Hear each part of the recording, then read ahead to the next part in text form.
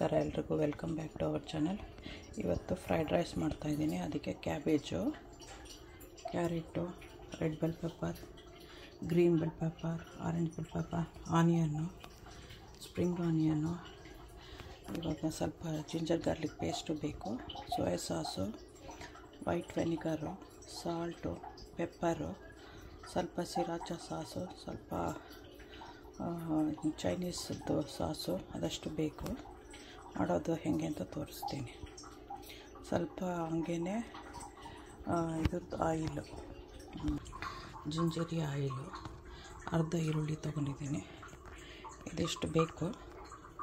ಮಾಡೋದು ಹೇಗೆ ಅಂತ ತೋರಿಸ್ತೀನಿ. ಪಾತ್ರೆ ಬಿಸಿಗಿಸ್ಬಿಟ್ಟು ಎಣ್ಣೆ ಹಾಕ್ಕೊಂಡಿದ್ದೀನಿ. ಇವಾಗ ಆನಿಯನ್ ಹಾಕ್ತೀನಿ, ಜಿಂಜರ್ ಗಾರ್ಲಿಕ್ ಪೇಸ್ಟು ಹಾಕ್ತೀನಿ. ಆನಿಯನ್ನು ಸ್ವಲ್ಪ ಅರ್ಧ ಸ್ಪ್ರಿಂಗ್ ಆನಿಯನ್, ಫುಲ್ಲೆಲ್ಲ. ಆಮೇಲೆ ಜಿಂಜರ್ ಗಾರ್ಲಿಕ್ ಪೇಸ್ಟು ಇಷ್ಟು ಹಾಕ್ಕೊಂಡು ಸ್ವಲ್ಪ ರೋಸ್ಟ್ ಮಾಡ್ಕೋಬೇಕು.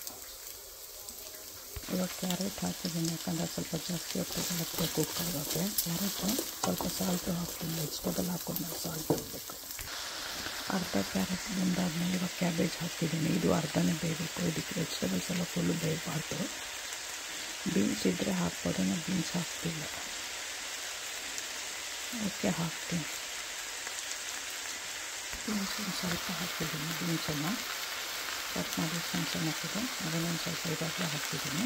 ಇವಾಗ ಪೆಪ್ಪರ್ ಹಾಕ್ತಾಯಿದ್ದೀನಿ. 1 ಸ್ಪೂನ್ ಫುಲ್ ಇದೆ ಅದರಲ್ಲಿ. ಇದೊಂದು ಸ್ವಲ್ಪ ಹಾಕ್ತಾಯಿದ್ದೀನಿ, 1 ಸ್ಪೂನ್ ಅಷ್ಟೇ.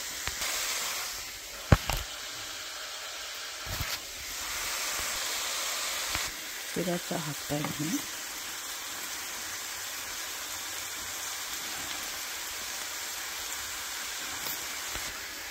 ವೈಟ್ ವೆನಿಗರ್ ಒಂದು ಸ್ವಲ್ಪ, ಇಷ್ಟಿದೆ ವೈಟ್ ವೆನಿಗರ್.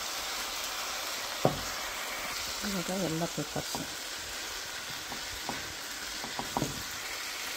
ಇದು ಅಷ್ಟು ಅರ್ಧನೇ ಕುಕ್ ಆಗಬೇಕಷ್ಟಪ್ಪ. ಸೋಯಾ ಸಾಸ್ ಇವಾಗಲೂ ಹಾಕ್ತೀನಿ, ಆಮೇಲೆ ರೈಸ್ ಹಾಕಿದ್ಮೇಲೆ ಹಾಕ್ತೀನಿ.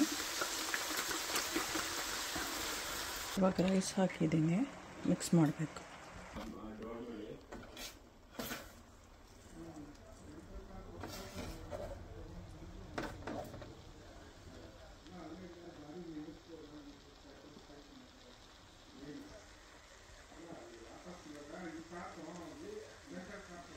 ಎಲ್ಲ ರೆಡಿ ಆಯಿತು.